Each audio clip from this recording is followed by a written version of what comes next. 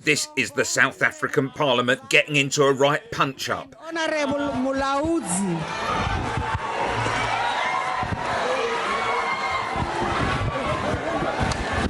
Fortunately, we haven't seen scenes like this erupt in the British Houses of Parliament.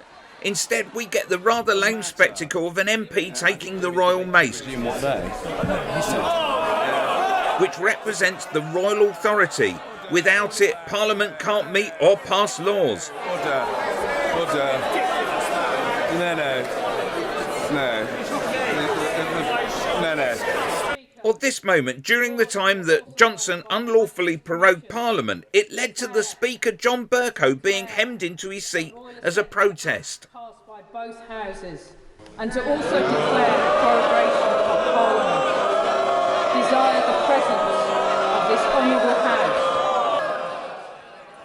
But there's nothing more likely to cause a stir, not the act of lying in the chambers, but calling somebody a liar to create outrage. Like here when Ian Blackford said that Boris Johnson had misled Parliament, which he had done. Man who has debased the office of Prime Minister, shrinked responsibility, dogged accountability and blamed his staff at every turn, presided over sleaze and corruption and tainted the very institutions of the state. In short, Mr Speaker, this is a man. Well, they can laugh. But the public know. The public know this is a man they can no longer trust. He has been investigated by the police. He misled the House. He must now resign. Order. You'll have to withdraw that last one. Inadvertently misled. I'll give you one more chance. As leader of the SNP, I don't want to have to throw you out. I'm going to give you this chance. Please. That man has misled the House. I'm sorry it's come to this, and I'm sorry that the leader of the party has not got the decency to just withdraw those words. That the Prime Minister may have inadvertently misled the House. But, order. To help me, to help the House, you withdraw on your earlier comment and replaced it with inadvertently. It's not my fault if the Prime Minister can't be trusted to tell the truth. Under the power given to me by Standing Order number 43, I order the honourable member to withdraw immediately from the House. From the House. Rivera, it's all right, we don't need to bother. Right. Or that Dawn Butler said that Johnson was a liar, which he was. The Prime Minister said we have severed the link between infection and serious disease and death. Not only is this not true, Madam Deputy Speaker, but it is dangerous, and it's dangerous to lie in the pandemic. And I'm disappointed that the Prime Minister has not come to the House to correct the record and to correct the fact that he has lied to this House and the country over and over again. Order. I'm sure that the member will reflect on her words just then, perhaps correct the record. Madam Deputy Speaker, what would you rather, a weakened leg or a severed leg? You know, at the end of the day, the Prime Minister has lied to this House time and time again. And it's funny that we get in trouble in this place for calling out the lie rather than the person lying. Order. Can you please reflect on your words and withdraw your remarks? Deputy Speaker, I've reflected on my words, and somebody needs to tell the truth in this House that the Prime Minister has lied. Under the power given me by Standing Order number 43, I order the member to withdraw immediately from the House for the remainder of the day's sitting.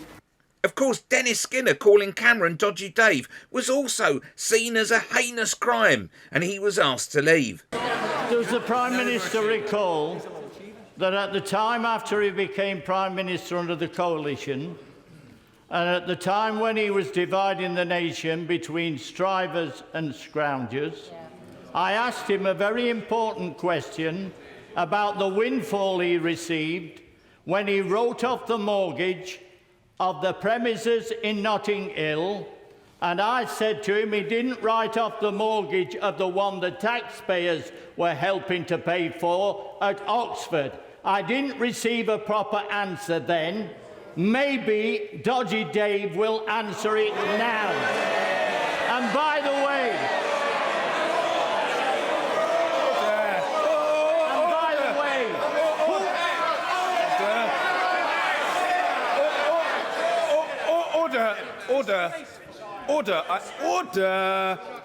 Order.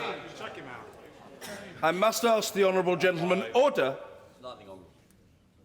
Don't require any assistance from some junior minister. An absurd proposition. I invite the honourable gentleman to withdraw that adjective that he used a moment ago. He's perfectly capable of asking his question without using that word.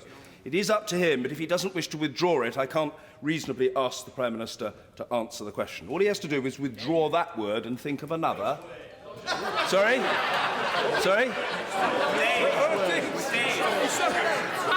I think he knows the word beginning with D and ending in Y that he inappropriately used. Davy or Davy. Withdraw. I know what you're talking about. Very simple. Withdraw. This man has done more to divide this nation than anybody else. He's looked after his own pocket. I still refer to him as Dodgy Dave. Do what you like.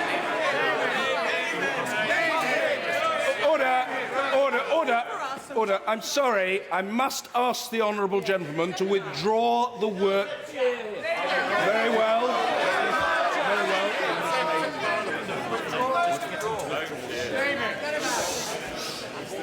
Under the power given to me by Standing Order number 43, I order the honourable member to withdraw immediately from the House for the remainder of this day's sitting. He's used to this. To finish with, let's witness Lindsay Hoyle, Speaker of the House, losing his nut as rambunctious MPs test his patience. Order! I say to the honourable gentleman, give me this. I will not tolerate such behaviour. If you want to go out now, but if you stand again, I will order you out. Make your mind up. Either shut up and get out.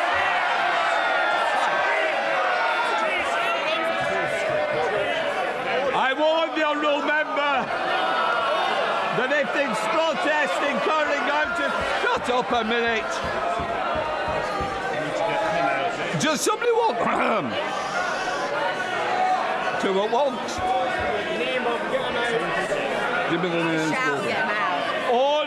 Order. Sit down, you want me in the future. I now warn of the honourable members that if they persist in refusing to comply with my order to withdraw, I shall be compelled to name both of them, which may lead to them being suspended from the House. Right, names.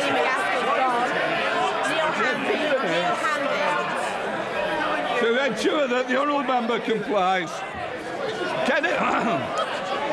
What's the names? I order! Shut up. Shh. Neil Hanvey, I am now naming you and Kenny McCaskill to leave this chamber.